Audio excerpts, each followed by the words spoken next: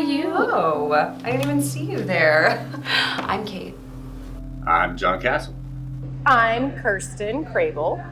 I'm Coach Molly. I'm also the media director for the actor scene. So if you're seeing this on the internet, you're welcome.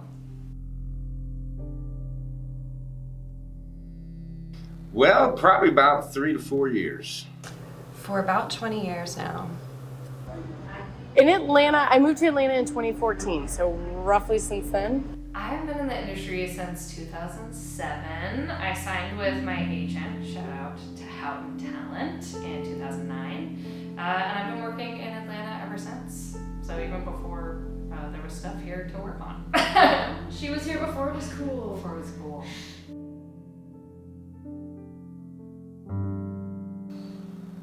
My dream role. One that I think is revered across the world. Ooh. My dream role. It wouldn't happen right now. I'd have to time travel back in time to the original Lord of the Rings filming and play out the role of Legolas's long lost daughter, of which I wrote the fan fiction for when I was in elementary school, so I'm more than willing to send that over to Peter Jackson if we want to recreate some stuff. Any sort of recurring role, whether it is a drama where I'm making you cry constantly and hurting your feelings, or something like Saturday Night Live. Both Yeah, I want it all. My dream role is to be like on an ensemble procedural drama cast. I would love to be like the quirky tech analyst in like a crime drama situation. Like you're Abby Shudo in NCIS, you're Penelope Garcia in Criminal Minds. I love working with the same group of people for an extended period of time, and I also love quirky, zany characters. I was born right here in Atlanta, Georgia, but was raised in Texas. Yeehaw. I'm from Jersey. I'm originally from Kansas, small town Kansas. I am from right here in Georgia. I have lived here all my life. I was born here. We'll see what's next, but so far, the greater Atlanta area is my home.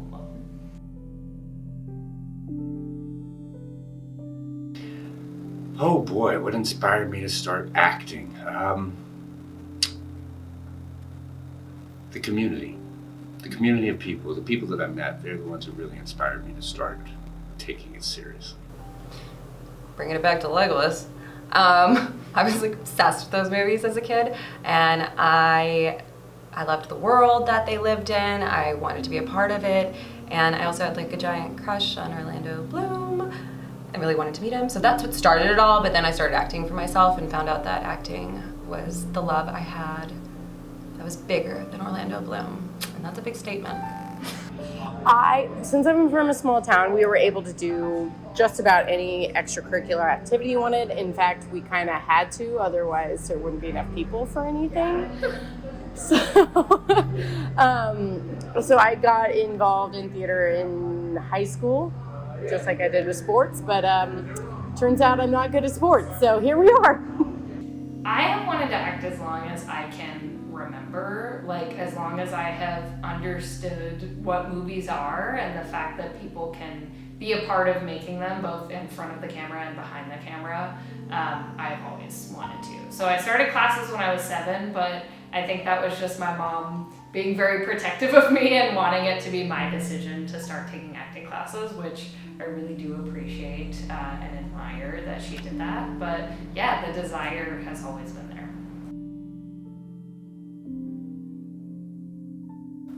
Dirty Dancing. Classic. My favorite movie is no, I'm just kidding. It's Dead Poets Society. I love that movie. Makes me cry every time, and it is my goal in life to have a student stand on top of a desk and say, "Oh, Captain, my Captain," to me. Let's make it happen, Coach Kate's students. Let us know. Hint, hint, guys. Extra credit. The Matrix. Classic choice. Yeah. As somebody who has a film degree and does videography and directing work and is an actor, this is just a super tough question, but a movie that I'm diving into right now in sort of my personal learning that I love, that I think is definitely worthy of being a fave is The Creature from the Black Lagoon.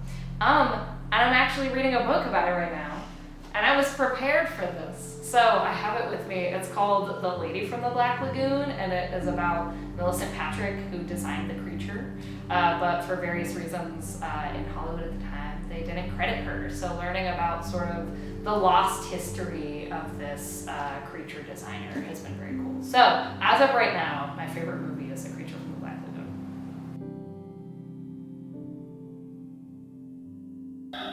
My mother. That's a classic answer as well. I admire her resiliency. She went through a lot and still managed to come out unscathed, so to say, on the other side. I very much admire Alana Glazer. She is from Broad City. She's an amazing activist, an amazing comedian, and amazing mom. And all in all, I just like find her to be kind of like my idol. Right now in the industry, I really admire Zendaya. I think she makes brilliant choices with her acting career, especially as someone who's come from like Disney star, right? That's like a really hard transition to make, and I think she did it flawlessly. Any interview or anything I've seen of her, she just seems like a genuine person, and I think that is something very inspiring. I have always admired Elliot Page. I think that I grew up on his work, and in my early days, people like told me I had that dry humor vibe that he's very famous for in like the 2010s comedies. And then now to see the person that he's become and the projects that he's a part of, like I love the Umbrella Academy and all of the amazing performances on there from the entire cast. But I feel like he is always somebody that I have looked up to as far as like talent and work ethic.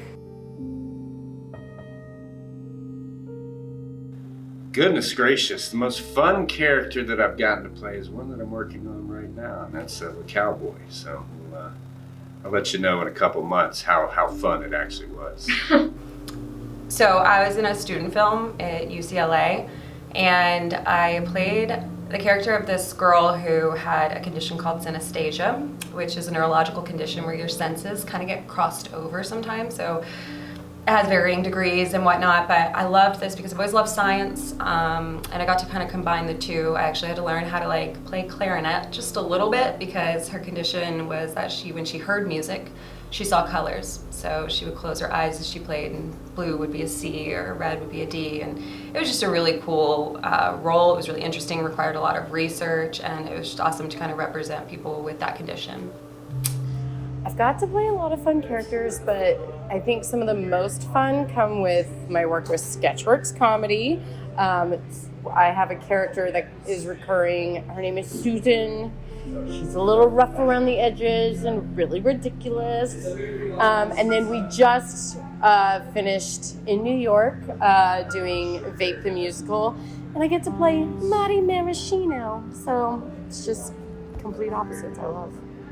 This is a dual answer, I feel like, because the most fun performance that I've gotten to do is probably in The Yellow Wallpaper, which is we adapted a short story by Charlotte Perkins Gilman into a short film. This is one of those, it is my Jodorowsky Dune. It has taken so long to make. I don't know if it'll ever get finished, but just to truly be able to be unhinged and kind of behave in a lunatic-esque manner was very unusual and very fun for me.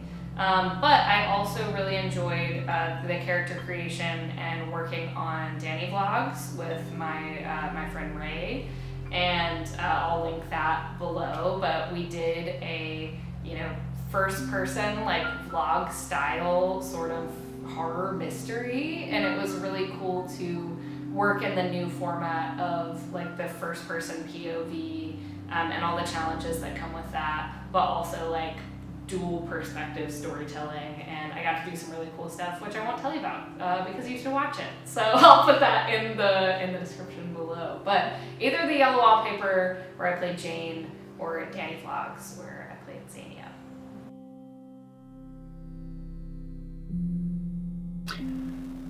understanding how somebody would feel about something that I might not necessarily understand that or feel that same way.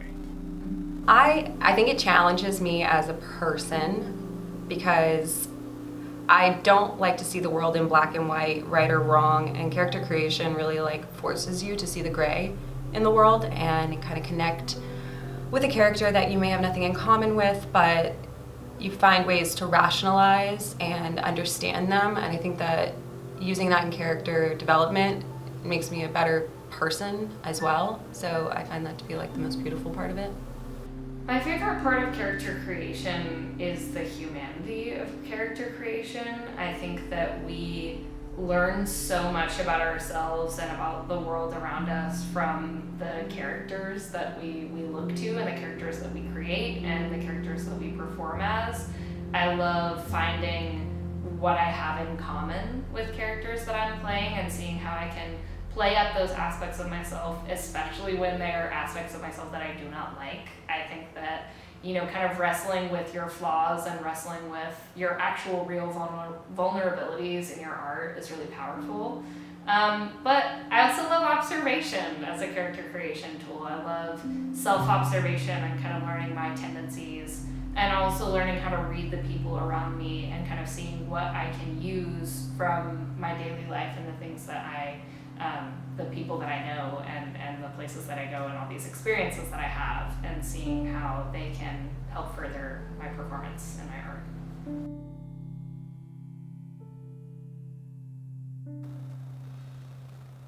My favorite fictional character, Venom. Venom and Eddie Brock, they're my favorite fictional characters. Favorite fictional character. Okay, so I love Dennis Reynolds from It's Always Sunny in Philadelphia.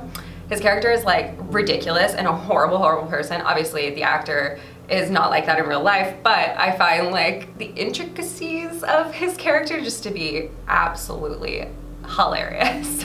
My favorite fictional character is probably Samwise Gamgee because he is so wonderfully sweet and works so very hard and really, in my opinion, the true hero of the Lord of the Rings series. My favorite fictional character, I'm going to say two, I've decided.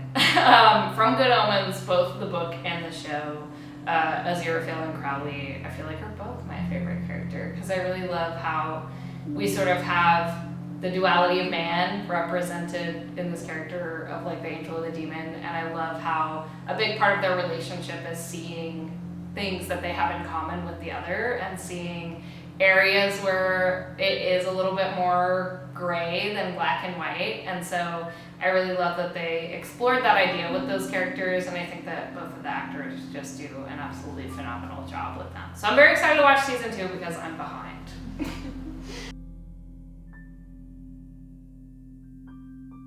Harry Potter. Instant. Okay. That I do as well, and it's not going to go over well with everybody, but I cannot stand George Costanza. That is like the type of person that if I met in the real world, I would be like, get me out of this room.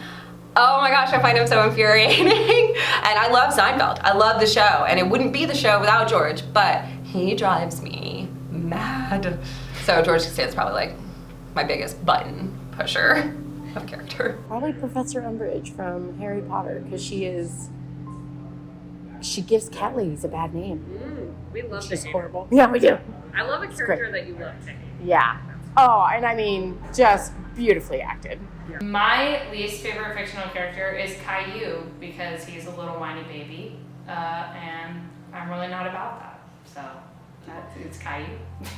That's brave to say. I know, and I'll say it because nobody's brave enough to say it. Air. Oh. Like seriously? Like can't live without? Or just like something, air, love, relaxation, water. Probably water and air. Pretty good. Other than like practical things like my car, my family, something like that, like a sweet answer. On a more superficial level, my Dyson vacuum, which recently died. So I guess I'm trying to confront that right now, if I can live without it. But yeah, I'm gonna be on the phone with them. I want another one. I can't do this for much longer. Coffee. Something that I can't live without is a little bag with all my stuff in it. And it's so impractical. Like I walked in today, and I may insert a photo with like 4 bags. Like I have my computer bag, I have my purse, I have a separate bag, I have my camera bag. My family always calls me the bag lady. And like even I was in a car accident and I had a bag full of like charcuterie stuff, cause like, I don't know why I decided to carry it in that manner, but it was in like a cute like canvas tote bag. And so one of the kind pedestrians that like found us like put my snack bag with me. They were like, oh, this must be important, that's her bag. And it was just like, my actual wallet bag I think stayed in the car, but I had a bag full of like cheese and grapes. It was like so wild. But I always have multiple bags on me, so I guess I'll say my bags.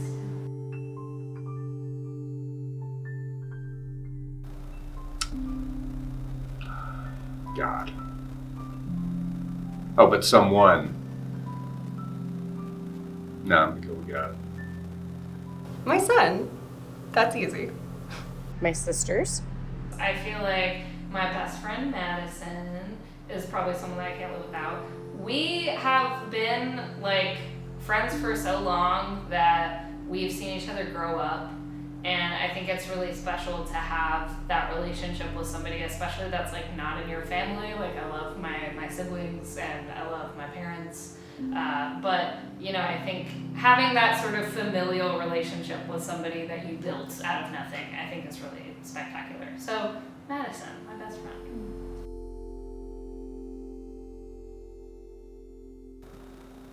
I hate to go back with the community, but community and having an open mind. I think that something that really helped me, I've always said acting is recreating life, and that's really hard to do organically. We spend a lot of time dissecting scripts and getting in character and creating this backstory, this inner monologue. There's so many details that we do when we're being an actor that we don't do in real life. So it can come across as like faux when we're being that character. So the biggest takeaway for me is just do all that homework, do all that research, and then let it go. Let it go, let it sit in the back of your mind so that you can be present in the moment and let it be as authentic as possible so that you can accurately portray that life.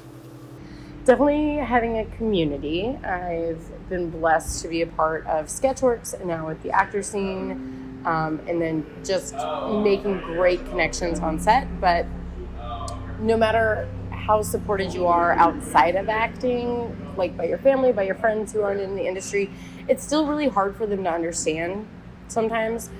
So it's really helpful to have a community that you can talk to, discuss certain things. If you're having any issues or excited about something, they'll actually get it. Or especially when you're feeling down, because it's an industry of rejection. So it's nice to have people who support you, love you, and understand you. I think that there are so many things filming, and there are so many things that we can create that there's really no reason to be comparing ourselves to one another. Because in teaching, I've really seen that every single person that I've worked with has something unique to offer. And again, like that is our humanness, like your uniqueness as a person. And I really feel like just that lack of need for competition, like I don't even really need to know what's going on with other people because their successes don't take away from mine. So I think just this idea of community within acting and sort of, you know, compete with yourself instead of your neighbor, because there's like really no point in that. This will be my second year. I'm coaching for going on 12 years now. With the actor scene since 2020. I came in during the pandemic. Very fun time to start. Yeah.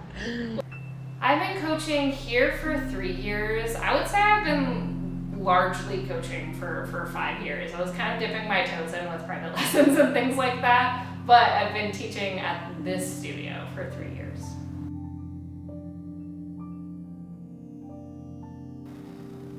Seeing people learn about themselves naturally. So other than the fact that like instead of my own successes, I have like 100 to brag about because of all the students. Because I've been doing it for so long now, I've been able to see students that I started coaching at like ages 9, 12. These kids are adults now, and they are like living in LA. One was recently in a Steven Spielberg film, another's in a Netflix series, and just like being able to go have dinner with them now that they're adults and like see how the things that they struggled with when they're adolescents has been something that's been a power for them as an adult and as an actor. Just that full circle and the growth and journey that I've seen in these students over the last decade is it gives me purpose, and it makes me feel really great about what I've committed to. I love seeing the progression that the students make.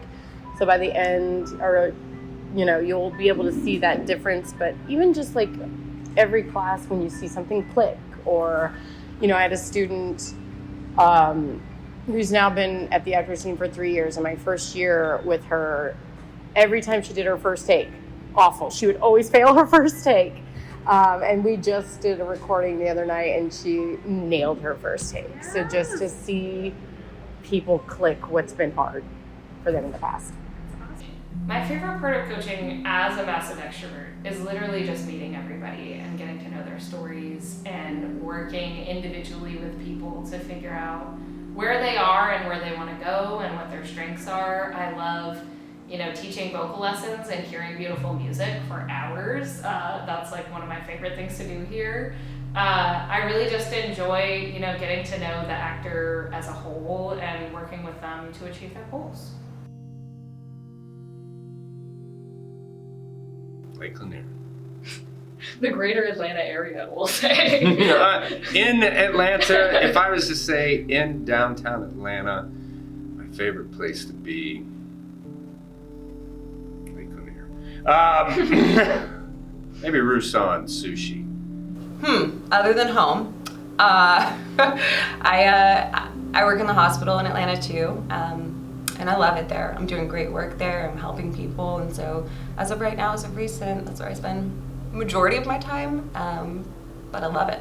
Just anywhere with trees outside. My backyard's really cool. I like to go down the boat line. Just anywhere where I can be outside. I come from Kansas, where trees are not aplenty. So You're like, wow. it's like, oh, I really feel like I'm in nature. It's great. I love that. I love the little snack shack in the middle of Piedmont Park. I think it's called Sean's Heart of the Park. I could be lying. I'll hopefully put something in if I am. But just this cute little snack shack right in the middle of Piedmont Park. They have dill pickle mac and cheese and other funky faves. Go check it out if you're ever, in that Midtown downtown area. Kayak on Lake Lanier, and be a dad, and read, and listen to music, and work out.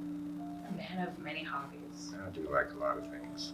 When I'm not here, well, what do I like to do or what do I do? Honestly, I'm a simple person. I find a lot of joy in just like being home with my kid. I love building forts with him. I love when he takes his nap and I get to go sit on the back porch, get some sun, read a book. And we do a lot of like arts and crafts stuff. We save all of our boxes. We create like little theaters with like parchment paper and shadow puppets. And I find that stuff to be super fun because I'm really just a grown-up kid. And so I just love being home with him and doing that kind of stuff with him. Binge TV, take naps, go on adventures. I like to read. I started reading Scott Pilgrim, so that's been exciting. I'm just hanging with my cat. I'm rarely not here, but when I'm not here, I love working in a directing and DP capacity. I own a videography company, and I really enjoy doing work there. I also like reading, watching spooky movies, hanging out with my brother's cat. You can find me lounging, I guess, if I'm not working and filming TV in some capacity.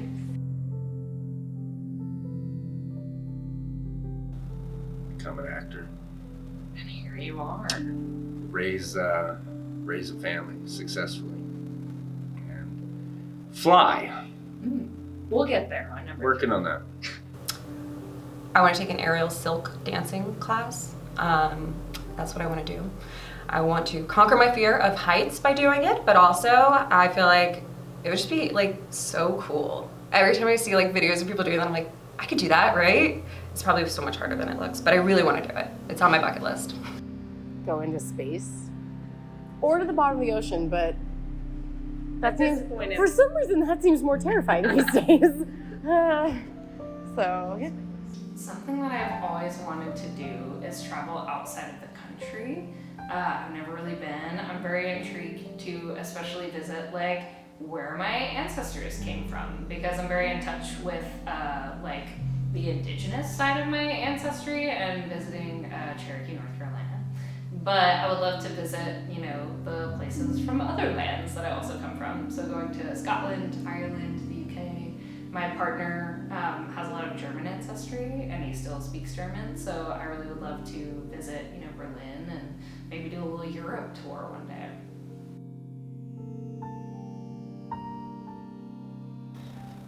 Probably gonna get on my kayak and go over to Lake Lanier and think about the next big role that I'm gonna get. Next for me is, graduating. Really ready to do that. It's been a long journey, lots of school, but it will be well worth it. And then, you know, I just start being a normal person who's not saturated all the time doing something, but having more free time.